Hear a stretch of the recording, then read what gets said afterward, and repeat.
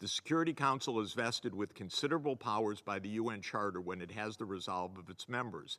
It can introduce peacekeepers and even armies if necessary. It can impose economic sanctions on countries that do not comply with UN Security Council resolutions.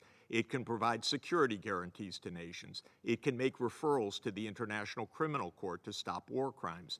In short, the Council is certainly able to enforce its resolutions if it chooses to do so. For the sake of global peace, let the Council now choose to end these wars.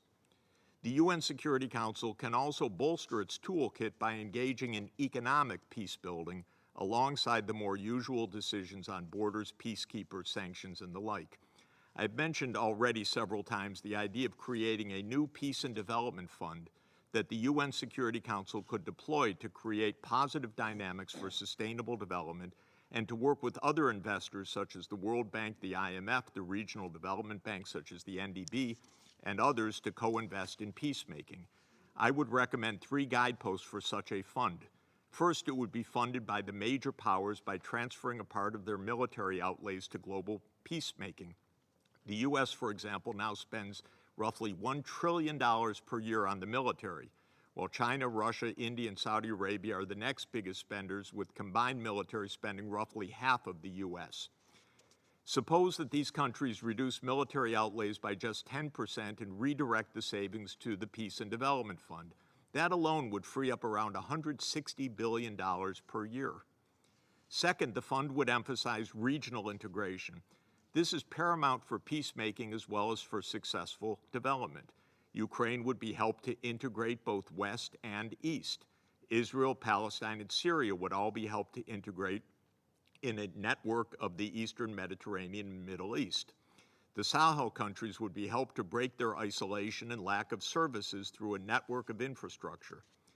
Third, the Peace and Development Fund would partner with other funding streams such as China's Belt and Road Initiative, the European Union's Global Gateway, the G7's Global Partnership for Infrastructure and Investment, and increased lending by the Bretton Woods institutions and the regional development banks, as the Secretary General has called for in the SDG stimulus. Interestingly, the Fund for Peace and Development could be a vehicle for greater investment partnerships that links China, the EU, the United States, and the G7. This too would be a contribution towards peace, not only into ending today's wars, but into increasing cooperation among the world's major powers. Directly across the street from us is Isaiah's wall, with the visionary words of the great Jewish prophet of the 8th century BCE. They shall beat their swords into plowshares and their spears into pruning hooks. Nations shall not lift up sword against nation, neither shall they learn war anymore.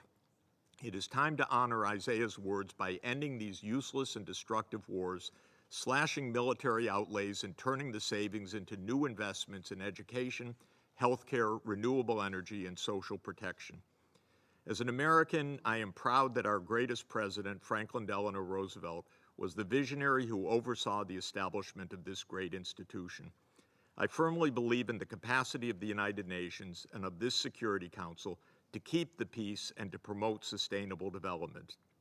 When all 193 UN member states, or 194 with the membership of Palestine, live up to the UN Charter, we will have a new global age of peace and sustainable development.